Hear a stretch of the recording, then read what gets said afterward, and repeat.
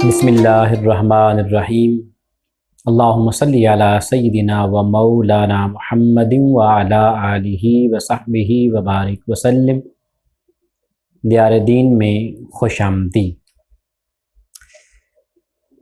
जैसा कि हमने नबी सल्लल्लाहु अलैहि वसल्लम के वालिदैन करीमैन तय्यबैन उनके ईमान के हवाले से कल एक छोटी सी वीडियो रिकॉर्ड की थी, आज उसका दूसरा हिस्सा हम उसको लेकर आगे चल रहे हैं।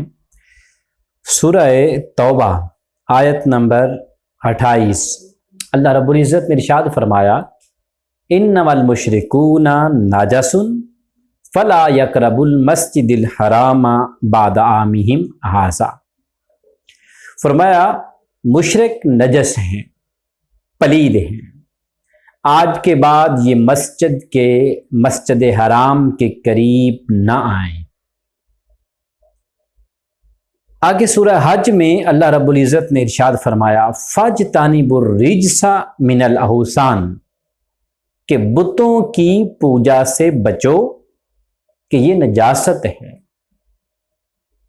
तो फरमाया उस नजासत की वजह से ये मुशरिक मस्जिद हराम के करीब न जाएं। तो मुशरिक नजासत हैं, पलीद हैं। रब उन्हें ये कह रहा है भी ये आज के बाद मस्जिद हराम के करीब नहीं जाएंगे, इनसे दूर रहो। वो रब जो खुद ऐसी पलीदी से, ऐसे वो चीज जो पलीद हो उनसे दूर रहने का हुक्म दे, तो कैसे हो सकता है? उसने अपने महबूब सल्लल्लाहु अलैहि वसल्लम की ज़ाते ग्रामी के लिए उन हस्तियों का इंतखाब कर लिया जो कि नाउज़ बिल्लाह मिन ज़ालिक ईमान पर न थे। ईमान पर ना होने का मतलब क्या होता है कि जो काफिर हो पलीद होते हैं, ईमान में दाखिल नहीं होते। अल्लाह पाक को ये चीज गवारा कैसे हो गई भी जिसको रब अपना महबूब कहे, जिस नबी सल्लल्लाहु अलैहि वसल्लम को रब अपना महबूब कहे। हर नबी को उस मालिक ने शान अता की, मगर महबूब उस अल्लाह ने किसी को नहीं कहा, महबूब सिर्फ इसको कहा। तो जिसको रब अपना महबूब कहे, अल्लाह पाक ने उस जात के लिए कैसी अजीम हस्तियों का इंतखाब किया होगा, बस ये सोचें आप। उनकी सफाई कैसी होगी, उनका ईमान कैसा होगा, उनके अंदर तहारत कितनी होगी, नफासत कितनी होगी। अब देखें जरा, मेरा महबूब हो, आपका महबूब हो, जिससे आप मोहब्बत करते हो, आप ये कभी गवारा करते हैं कि आपका महबूब उसके अंदर कमी रह जाए, उसके अंदर कजी रह जाए? बच्चे हैं ना, वालिदैन के महबूब होते हैं, तो हर माँ बाप ये कोशिश नहीं करता। अब जितनी किसी माँ बाप की इस्तात है, जितनी उसकी कोशिश है, वो उतना ही कर सकता है कि मेरे बच्चे इतने पाक हो जाएं, मेरे बच्चे इतने साफ हो जाएं। वो जितनी माँ बाप के पास इस्तात है, उनकी सोच है, उनकी फहम है, उनकी फरासत है, जितना वो कर सकते हैं उनको वो उतना ही पाक कर सकते हैं इंसान होने की हैसियत से। ऐसे ही याद रखें, जो अल्लाह पाक जो मालिक कुल है, उस मालिक की तरफ जरा ध्यान लेके जाए ना। उस मालिक की तरफ उसने अपना महबूब बनाया, फिर महबूब के जमीन पर भेजना था। अब उस मालिक ने जिन हस्तियों के जरिए, जिनको वसीला बनाया अपने महबूब की आमद का इस जमीन पर, उन हस्तियों का रब ने पाक कितना किया भी। एक बड़ा बंदा है ना, एक बड़ा शख्स है जिसके पास बड़ा पैसा है, वो अपने महबूब पर उस हिसाब से खर्च करेगा, वो उसको उतना पाक कर लेगा।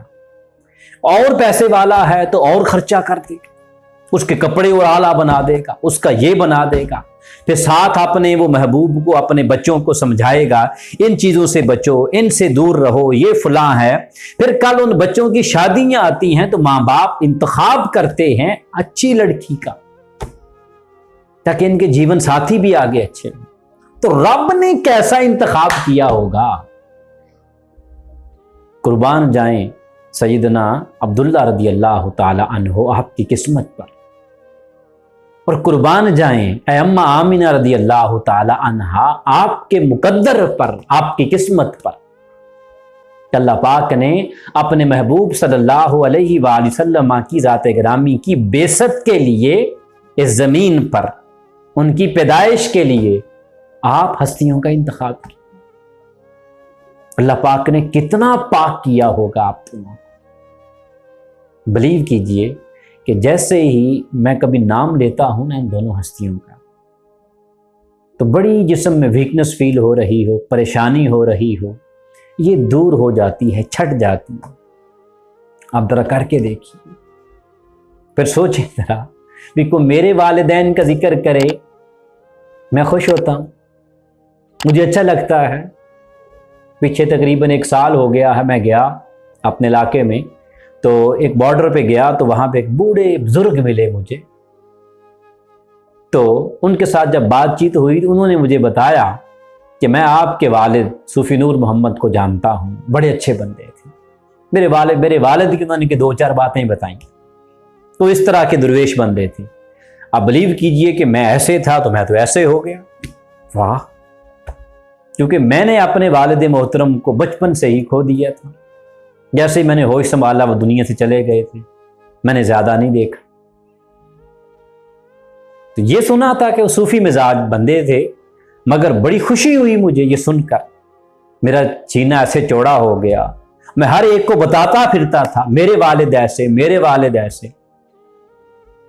تو اس سے اندازہ کریں کہ جب میرے والد کا یا آپ کے والد کا، آپ کی ماں کا کہیں پر تذکرہ ہو، آپ خوش ہوتے ہیں، تو سوچیں ذرا، جب ہم حضور صلی اللہ علیہ وسلم کے والدین کا ذکر خیر کرتے ہیں، ان کا نام لیتے ہیں، ان کی فضیلتوں کو بیان کرتے ہیں، میرے آقا کتنا خوش ہوتے ہوں، کتنا خوش ہوتے ہوں۔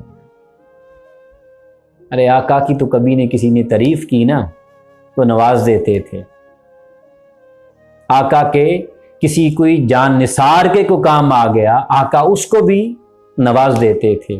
تو سوچیں، جو آقا صلی اللہ علیہ وسلم کے والدین کریمین کا ذکر کرے، آقا صلی اللہ علیہ وسلم کی ذات گرامی، اسے کیسے نہیں نوازیں گے؟ اس لیے ہم تو بھئی، ہمارا تو یہ عقیدہ بن گیا ہے اور ہم یہ کرتے ہیں کہ جب بھی نبی صلی اللہ علیہ وآلہ وسلم کی ذات گرامی کے والدین کریمین کا ہم نام لیتے ہیں، ادب سے لیتے ہیں، اور جب کبھی کوئی پریشانی آئے ہم وسیلہ پیش کرتے ہیں کہ مولا ان کے وسیلے سے دے۔ اللہ پاک دیتا ہے، یہ آگے ہم باتیں کریں گے کہ کن کس نے آگے اس کے جاتے ہمارے محدثین نے، ہمارے بڑوں نے وہ وسیلے کیسے پیش کرتے تھے، اس کے بعد پھر ان کو اللہ کی بارگاہ سے خیرات کیسے ملتی تھی۔ پھر سورہ نور آیت نمبر 26 اللہ رب العزت نے ارشاد فرمایا، الخبیث للخبیثین، الخبیثات للخبیثین، والخبیثون للخبیثات، والطیبات للطیبین۔ آگے مکمل آیا کریمہ کو پڑھ لیں۔ اللہ رب العزت نے ارشاد فرمایا کہ پلید مرد پلید عورتوں کے لیے، اور پاک مرد پاک عورتوں کے لیے، پلید عورتیں پلید مردوں کے۔ یہ پہلے لوگوں کے لیے اصول تھا، قانون تھا۔ اب رب جو خود قانون بنائے، پاکوں کے لیے پاک ہیں، پلیدوں کے لیے پلید ہیں، تو وہ نبی صلی اللہ علیہ وآلہ وسلم کی ذات گرامی، جس نے پوری دنیا کی آ کے پلیدی کو دور کرنا تھا، وہ نبی صلی اللہ علیہ وآلہ وسلم جس نے آ کے پوری انسانیت کی نجاست کو ختم کرنا تھا، رب کیسے گوارا کر سکتا تھا کہ اس نبی کو نعوذ باللہ من ذالک ناپاکوں میں بھیج دے؟ کہ ہم اپنے پیر کے لیے، ہم اپنے مرشد کے لیے، کوئی آئے یا جس سے آپ پیار کرتے ہیں، ہم اپنے باپ کے لیے، جو بادب لوگ ہوتے ہیں، رستے صاف رکھتے ہیں، گھر میں ماں بیمار ہے، باپ بوڑھا ہے، تو جو بادب لوگ ہیں، ہونا بھی یہ چاہیے، وہ کیا کرتے ہیں کہ جہاں پہ والدہ لیٹی ہو، باپ لیٹا ہوا ہو، تو کہتے ہیں اس رستے کو آگے سے صاف رکھو، کہیں رات کو اٹھے ان کو ٹھوکر نہ لگے۔ آپ کا مرشد آ جائے جس سے آپ پیار کرتے ہیں، اب گلیوں کو صاف کر دیتے ہیں، محلوں کو صاف کر دیتے ہیں کہ جی میرے مرشد صاحب آ رہے ہیں۔ تو آپ اپنی استطاعت کے مطابق اپنے مرشد کو کسی گندی گلی سے نہ گزاریں، اسے صاف کریں۔